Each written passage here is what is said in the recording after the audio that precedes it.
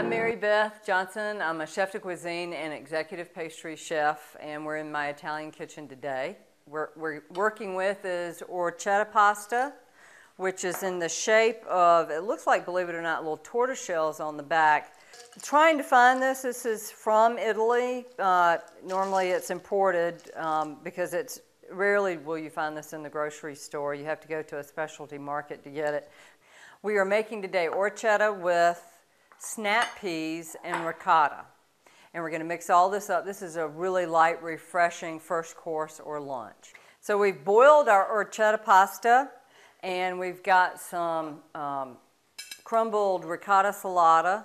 You can use ricotta cheese if you want, but I prefer this because it has really nice melting capacity. And what we're going to do is we're just going to add it all together with some herbs, olive oil, and there's your lunch. So we're going to add the snap peas to the pasta. Wow, does that look fresh and healthy or what?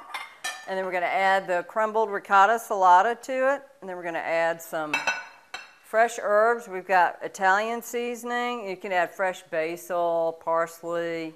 And then we've got some fresh thyme that we're adding in, salt and pepper. And we're just going to mix this up.